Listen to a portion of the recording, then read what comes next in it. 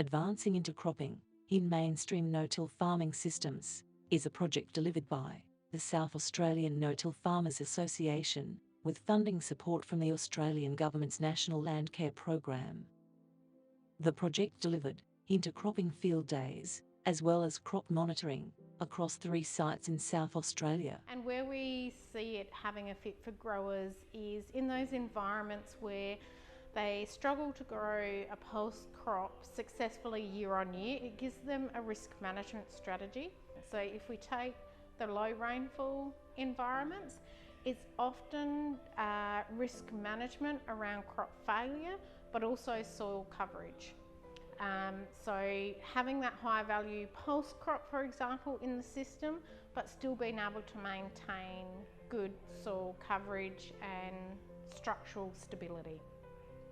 Having that nitrogen fixing species in there as well. So the most popular intercrops in South Australia tend to be the pulse and oil seeds, so lentil and canola, or vetch and canola, or there's quite a lot of interest and uptake in pulse intercrops, so lentil and faba bean.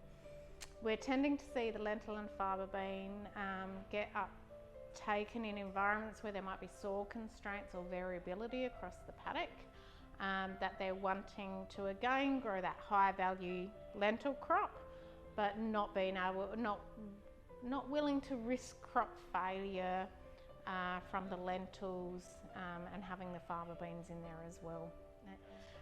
So within the Sanfa project, there was a couple of growers that were intercropping to achieve that ground cover.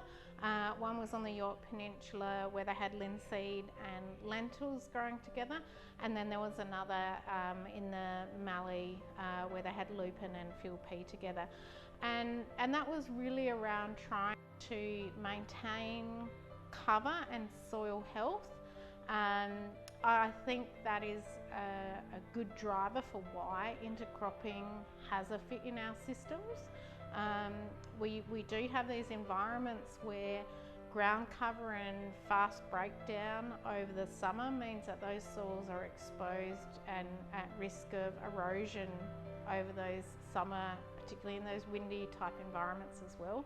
So I think it's a really good management strategy to incorporate that second species that acts as a bit of an anchor in the soil.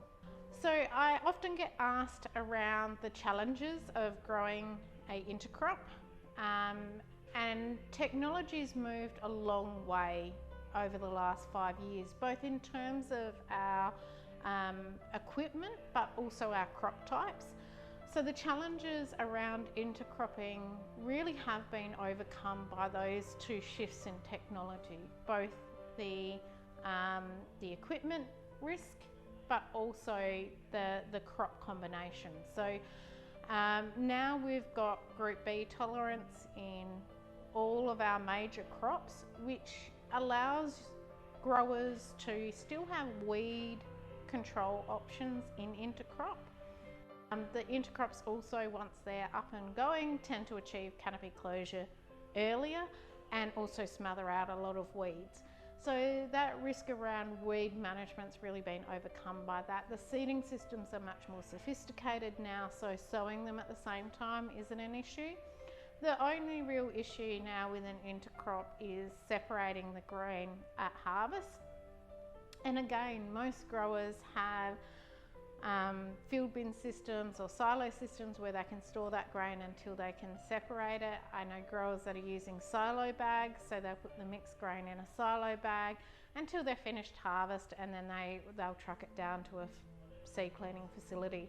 But a lot of growers, if they're targeting that premium export market, will be thinking about cleaning things like lentils up anyway to ensure they meet that export grade. So a lot of the growers I've spoken to, that seed cleaning side of it isn't such a big issue for them anymore either. There's a lot more seed cleaning facilities around. So I think a lot of those barriers to adoption of intercropping really have been overcome in the last 5 years, and I think that's why we've seen that growth in intercropping adoption. The detailed outcomes of the project have been communicated at the SA NoTill conference and distributed via the association's newsletter. In short, the intercropping showed favourable outcomes at the high rainfall and medium rainfall sites. However, the intercrop at the low rainfall site was not as successful. I think for anyone considering intercropping, I would say give it a go. It is slightly more complicated than monoculture cropping, but once you get into it and try it, you'll soon see that those perceived issues can be fairly simply solved, and most growers who have adopted intercropping have worked out the fit for it in their system. Advancing intercropping in mainstream no-till farming systems is a project delivered by the South Australian No-Till Farmers Association with funding support from the Australian Government's National Landcare program. With special thanks, the farmers that hosted the intercropping field days in the low, medium, and high rainfall zones. Dr. Penny Roberts and the team at the South Australian Research and Development Institute.